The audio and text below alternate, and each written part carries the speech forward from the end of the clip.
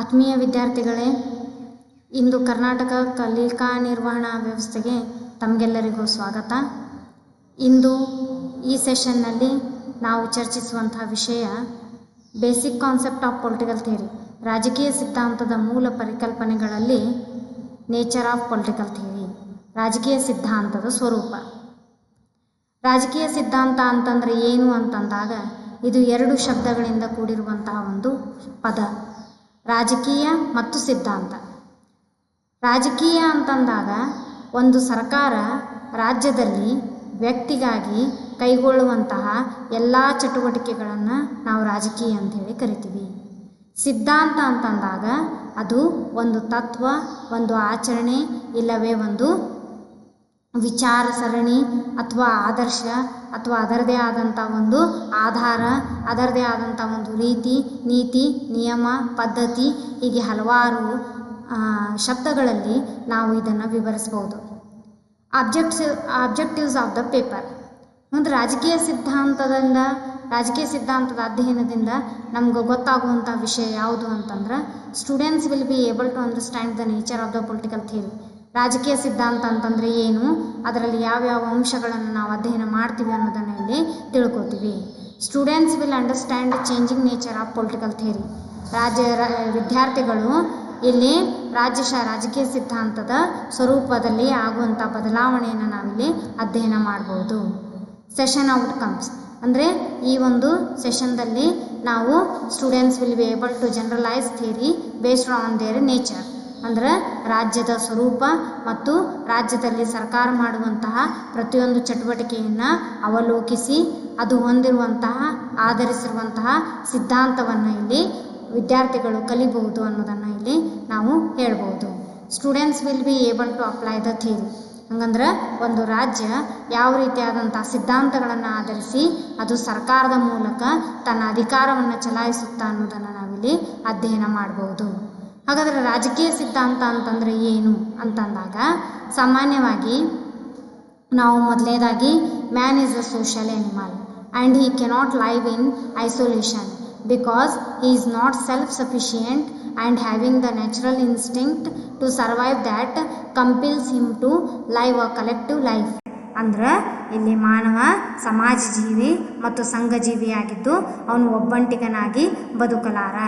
ಅವನು ತನ್ನದೇ ಆದಂಥ ಆಸೆ ಮತ್ತು ಆಕಾಂಕ್ಷೆಗಳನ್ನು ಇಟ್ಟುಕೊಂಡು ಅವನು ಎಲ್ಲರೊಂದಿಗೆ ಸಂಘ ಜೀವನವನ್ನು ಸಾಗಿಸ್ತಿರ್ತಾನ, ಸಾಮೂಹಿಕವಾದಂಥ ಜೀವನವನ್ನು ಅವನು ಸಾಗಿಸ್ತಿರ್ತಾನ. This collective life of man necessitates a political mechanism of rules, regulations and leadership. ಇಂತಹ ಮಾನವನ ಬೇಕು ಬೇಡಿಕೆಗಳನ್ನು, ಆಸೆ ಆಕಾಂಕ್ಷೆಗಳನ್ನು ಈಡೇರಿಸುವಲ್ಲಿ ಸರ್ಕಾರ ರಾಜ್ಯ ತನ್ನ ಅಧಿಕಾರವನ್ನು ಸರ್ಕಾರಕ್ಕೆ ಬಿಟ್ಟುಕೊಟ್ಟಿರುತ್ತಾ ಸರ್ಕಾರ ಅಂತಹ ಒಂದು ಅಧಿಕಾರವನ್ನು ಚಲಾಯಿಸುವಲ್ಲಿ ತನ್ನದೇ ಆದಂಥ ನೀತಿ ನಿಯಮಗಳನ್ನು ಹಾಗೂ ತನ್ನದೇ ಆದಂಥ ಒಂದು ವ್ಯವಸ್ಥೆಯನ್ನು ಅದು ನಿರ್ಮಾಣ ಮಾಡಿಕೊಳ್ಳುತ್ತಾ.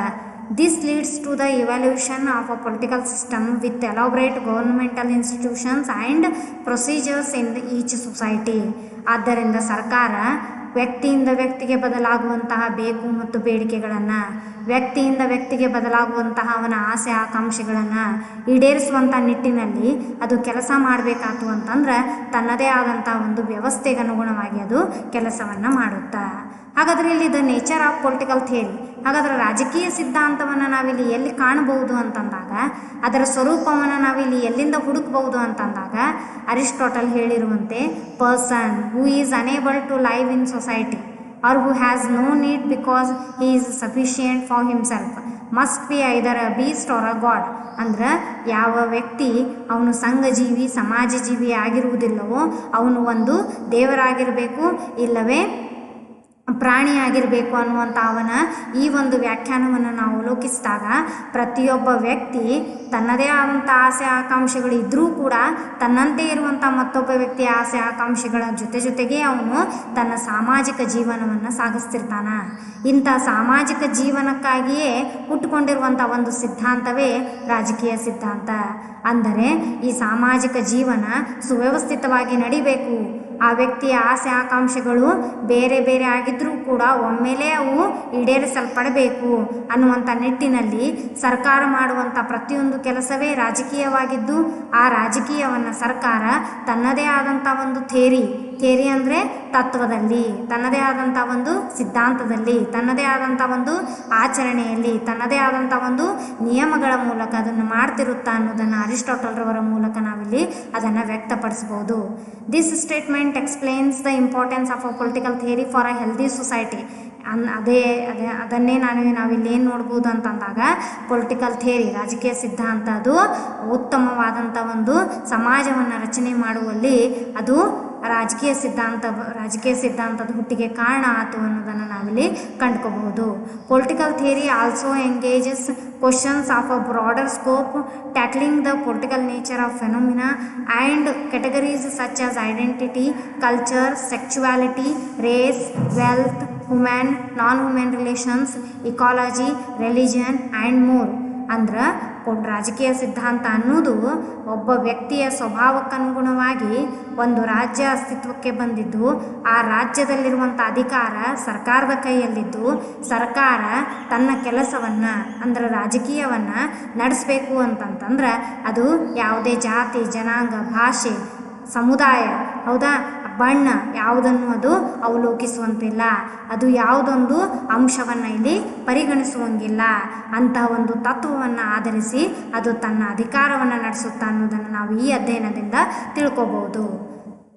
Nature of political theory is to define a political system.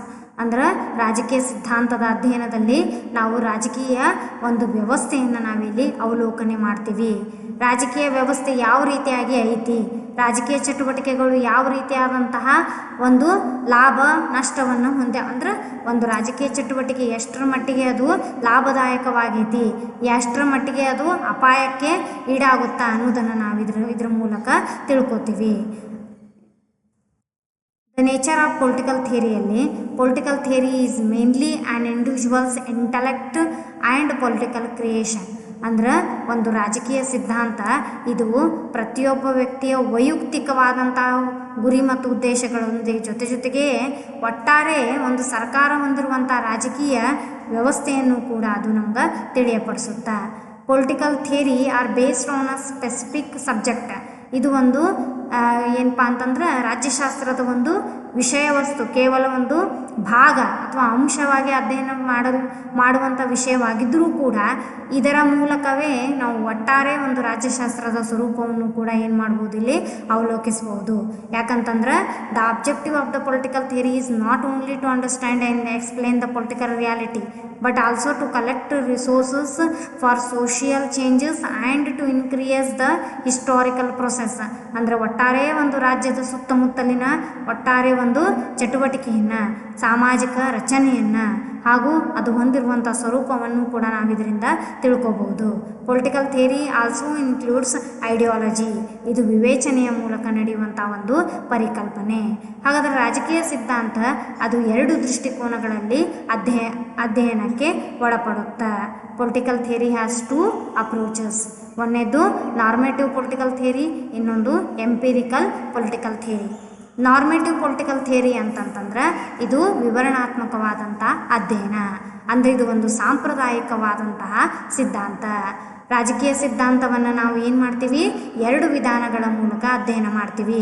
ಮೊದಲನೇದಾಗಿ ಸಾಂಪ್ರದಾಯಿಕವಾಗಿ ಅಧ್ಯಯನ ಮಾಡ್ತೀವಿ, ಇನ್ನೊಂದು ಎಂಪಿರಿಕಲ್ ಅಂತಂದ್ರೆ ವಿವರಣಾತ್ಮಕವಾಗಿ ಅಂದರೆ ವೈಜ್ಞಾನಿಕವಾಗಿ ಅದನ್ನು ಅಧ್ಯಯನ ಮಾಡ್ತೀವಿ.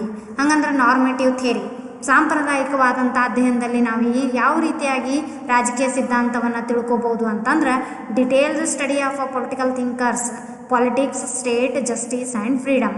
ಅಂದ್ರೆ ನಾರ್ಮೇಟಿವ್ ಥಿಯರಿ ಅಂದ್ರೆ ರಾಜಕೀಯ ಸಿದ್ಧಾಂತದ ಸಾಂಪ್ರದಾಯಿಕ ರೂಪ ಯಾವ ರೀತಿಯಾಗಿ ಐತಿ ಅಂತಂತಂದ್ರೆ ಇಲ್ಲಿ ನಾವು ರಾಜಕೀಯ ಚಿಂತಕರು ಅವರು ಹೇಳಿರುವಂತಹ ರಾಜಕೀಯದ ಬಗೆಗಿನ ವಿಚಾರ, ರಾಜ್ಯದ ಬಗೆಗಿನ ವಿಚಾರ, ನ್ಯಾಯದ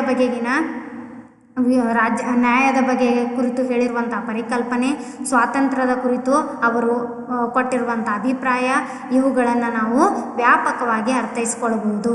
this thinking is mostly philosophical nature. ಇದು ಕೇವಲ ಒಂದು ತತ್ವಜ್ಞಾನದ ಆಧಾರದ ಮೇಲೆ ಇರುವಂಥ ಒಂದು ಸಿದ್ಧಾಂತ. This idea of political theory is called political philosophy or normative political theory. ಆದ್ದರಿಂದಲೇ ರಾಜಕೀಯ ಸಿದ್ಧಾಂತವನ್ನು ಕೆಲವೊಮ್ಮೆ ರಾಜಕೀಯ ತತ್ವಜ್ಞಾನ ಅಂತಲೂ ಕೂಡ ನಾವಿಲ್ಲಿ ಕರಿಬಹುದು. This is a imaginary or philosophical theory. ಆದ್ದರಿಂದ ಇದು ಕೇವಲ ಕಾಲ್ಪನಿಕವಾದಂಥ ಸಿದ್ಧಾಂತ. ಯಾಕಂತಂದರೆ ಇದು ತತ್ವಜ್ಞಾನವನ್ನು ಅನುಸರಿಸಿರುವುದರಿಂದ ತತ್ವಜ್ಞಾನಿಗಳು ತಮ್ಮ ಕಲ್ಪನೆಗೆ ಬಂದಿರುವಂಥ ವಿಚಾರಗಳನ್ನು ಊಹೆಯ ಮೂಲಕ, ಹೌದಾ, ಕಾಲ್ಪನಿಕವಾಗಿ ಹೇಳಿರುವುದರಿಂದ ಇದು ಒಂದು ಕಾಲ್ಪನಿಕವಾದಂತಹ ಸಿದ್ಧಾಂತ ಅಂಥೇಳಿ ನಾವು ಅದನ್ನು ಕರಿಬಹುದು. This is associated with philosophy and morality. ಈ ಒಂದು ಸಾಂಪ್ರದಾಯಿಕ ಸಿದ್ಧಾಂತ ಅಂಥೇಳಿ ನಾವು ಇದನ್ನು ಕರಿಬೇಕಾತು ಅಂತಂದ್ರೆ ಇದು ಮಾನವೀಯತೆ, ನೈತಿಕತೆಯನ್ನು ಆಧರಿಸಿರುವಂಥ ಒಂದು ಸಿದ್ಧಾಂತವನ್ನು ನಮ್ಗೆ ಹೇಳುತ್ತಾ. Moral issues are raised with the faith, basis of the logical reasoning, understanding, experience and insight of the theorist. ಅಂದ್ರೆ ಇಲ್ಲಿ ಪ್ರತಿಯೊಬ್ಬ ತತ್ವಜ್ಞಾನಿ ತನಗೆ ಯಾವ ರೀತಿಯಾಗಿ ಆ ಒಂದು ವ್ಯವಸ್ಥೆ, ರಾಜಕೀಯ ವ್ಯವಸ್ಥೆ ಅವನ ಅಭಿಪ್ರಾಯದಲ್ಲಿ ವ್ಯಕ್ತಗೊಳ್ಳುತ್ತದೆಯೋ ಅದನ್ನು ಅವನು ತನ್ನದೇ ಆದಂಥ ಒಂದು ಸಿದ್ಧಾಂತದಲ್ಲಿ ಏನು ಮಾಡ್ತಾನೆ, ಅದನ್ನು ವ್ಯಕ್ತಪಡಿಸ್ತಾನೆ. ಆದ್ದರಿಂದ ಸಾಂಪ್ರದಾಯಿಕ ರಾಜಕೀಯ ಸಿದ್ಧಾಂತದ ಅಧ್ಯಯನದಲ್ಲಿ ನಾವು ಕೇವಲ ರಾಜ್ಯಶಾಸ್ತ್ರಜ್ಞರು, ತತ್ವಜ್ಞಾನಿಗಳು ಕೊಟ್ಟಿರುವಂಥ ವಿಚಾರಗಳನ್ನು ಅಧ್ಯಯನ ಮಾಡ್ತೀವಿ. Empirical or scientific political theory. ಹಾಗಂದ್ರೆ ರಾಜಕೀಯ ಸಿದ್ಧಾಂತದ ಇನ್ನೊಂದು ದೃಷ್ಟಿಕೋನ ಯಾವುದು ಅಂತಂದ್ರೆ ಎಂಪಿರಿಕಲ್ ಅಂತಂದ್ರೆ ವಿವರಣಾತ್ಮಕವಾಗಿರುವಂಥ ಸಿದ್ಧಾಂತ. ವಿವರಣಾತ್ಮಕವಾಗಿರುವಂಥ ಸಿದ್ಧಾಂತವನ್ನೇ ವೈಜ್ಞಾನಿಕ ರಾಜಕೀಯ ಸಿದ್ಧಾಂತ ಅಂತಲೂ ಕೂಡ ನಾವು ಕರಿತೀವಿ. It is a study of new branch of political theory on the basis of facts. ಈ ಒಂದು ಸಾಂಪ್ರದಾಯಿಕವಾಗಿರುವಂತಹ ರಾಜಕೀಯ ಸಿದ್ಧಾಂತಕ್ಕೆ ವಿರುದ್ಧವಾಗಿರುವಂಥ ಸಿದ್ಧಾಂತವೇ ಎಂಪಿರಿಕಲ್ ಅಂದರೆ ವಿವರಣಾತ್ಮಕ ರಾಜಕೀಯ ಸಿದ್ಧಾಂತವಾಗಿದ್ದು ಇದು ಕೇವಲ ಫ್ಯಾಕ್ಟ್ಸ್ ಅಂತಂತಂದ್ರೆ ನೈಜತೆಯನ್ನು, ವಾಸ್ತವಿಕತೆಯನ್ನು ಇದು ಆಧರಿಸಿರುತ್ತೆ. This credit goes to American sociologist Max Weber, Graham Wallas ಮತ್ತು ಬೆಂಟ್ಲಿ. ಅಂದ್ರೆ ಈ ಒಂದು ಸಿದ್ಧಾಂತ ಎಂಪಿರಿಕಲ್ ಸ್ಟಡಿಗೆ ಯಾರು ಮಹತ್ವವನ್ನು ಕೊಟ್ಟರು ಅಂತಂದ್ರೆ ಮ್ಯಾಕ್ಸ್ ವೆಬರ್, ಗ್ರಹಮ್ ವಲಾಸ್ ಮತ್ತು ಆರ್ಥರ್ ಬೆಂಟ್ಲಿ. ಇವು ಮೂವರು ರಾಜ್ಯಶಾಸ್ತ್ರಜ್ಞರು ಈ ಒಂದು ರಾಜಕೀಯ ಸಿದ್ಧಾಂತದ ಬೆಳವಣಿಗೆಗೆ ಮೂಲ ಪ್ರತಿಪಾದಕರು ಅಂಥೇಳಿ ನಾವು ಅವರನ್ನು ಕರಿಬಹುದು. ಮ್ಯಾಕ್ಸ್ ವೆಬರ್, ಗ್ರಹಮ್ ವಲಾಸ್ ಮತ್ತು ಬೆಂಟ್ಲಿ ಅವರನ್ನು. The study of politics should be based on facts ಅಂತಂದ್ರೆ ಇದು ಮೂಲವಾದಂತಹ ವಾಸ್ತವಿಕತೆಯನ್ನು ಆಧರಿಸಿರುವಂತಹ ಸಿದ್ಧಾಂತವನ್ನು ಕುರಿತು ನಮ್ಗೆ ಹೇಳುತ್ತೆ. ಒಟ್ಟಾರೆ ರಾಜಕೀಯ ಸಿದ್ಧಾಂತದಲ್ಲಿ ನಾವು ಒಂದು ರಾಜ್ಯ ಮತ್ತು ಆ ರಾಜ್ಯದ ಅಧಿಕಾರವನ್ನು ಹೊಂದಿರುವಂಥ ಸರ್ಕಾರ ವ್ಯಕ್ತಿಗಾಗಿ ಮಾಡುವಂಥ ಪ್ರತಿಯೊಂದು ಚಟುವಟಿಕೆಯನ್ನು, ವ್ಯಕ್ತಿಗಾಗಿ ಕೈಗೊಳ್ಳುವಂಥ ಪ್ರತಿಯೊಂದು ಕಾರ್ಯಾಚರಣೆಯನ್ನು ರಾಜಕೀಯ ಅಂತ ಹೇಳಿ ಕರೆದಿದ್ದು, ಆ ರಾಜಕೀಯವನ್ನು ನಿರ್ವಹಿಸುವಲ್ಲಿ ಸರ್ಕಾರ ಯಾವ ಸಿದ್ಧಾಂತಗಳನ್ನು ಅನುಸರಿಸುತ್ತಾ ಅನ್ನೋದನ್ನು ನಾವು ಇಲ್ಲಿ ಅಧ್ಯಯನ ಮಾಡುವುದರಿಂದ ಇಲ್ಲಿ ರಾಜಕೀಯ ಸಿದ್ಧಾಂತ ಅನ್ನೋದನ್ನು ನಾವಿಲ್ಲಿ ತಿಳ್ಕೊಬಹುದು. ಹಾಗಾದರೆ ರಾಜಕೀಯ ಸಿದ್ಧಾಂತವನ್ನು ನಾವು ಎರಡು ರೂಪದಲ್ಲಿ ನೋಡ್ತೀವಿ. ಮೊದಲನೇದಾಗಿ ರಾಜಕೀಯ ಸಿದ್ಧಾಂತ ಒಂದು ಸಾಂಪ್ರದಾಯಿಕ ಹಿನ್ನೆಲೆಯಲ್ಲಿ ಬೆಳೆದು ಬಂದಿರುತ್ತಾ, ಇನ್ನೊಂದು ವೈಜ್ಞಾನಿಕ ಹಿನ್ನೆಲೆಯಲ್ಲಿ ಬೆಳೆದು ಬಂದಿರುತ್ತಾ. ಸಾಂಪ್ರದಾಯಿಕ ಹಿನ್ನೆಲೆಯಲ್ಲಿ ಅದು ತತ್ವಜ್ಞಾನಿಗಳ ವಿಚಾರಗಳನ್ನು ಒಳಗೊಂಡಿರುತ್ತಾ, ವೈಜ್ಞಾನಿಕ ಹಿನ್ನೆಲೆಯಲ್ಲಿ ಅದು ವಿಜ್ಞಾನದ ಹಂತಗಳನ್ನು ಅಂದರೆ ಬದಲಾವಣೆ ಆಗುತ್ತಿರುವಂಥ ರಾಜಕೀಯ ವ್ಯವಸ್ಥೆಯನ್ನು ಅದು ಅವಲೋಕಿಸಿ ಬೆಳೆದು ಬಂದಿರುತ್ತಾ ಅನ್ನೋದನ್ನು ಹೇಳುತ್ತಾ ನನ್ನ ಈ ವಿಷಯದ ಚರ್ಚೆಯನ್ನು ಇಲ್ಲಿಗೆ ಮುಕ್ತಾಯಗೊಳಿಸುತ್ತೇನೆ. ವಂದನೆಗಳು.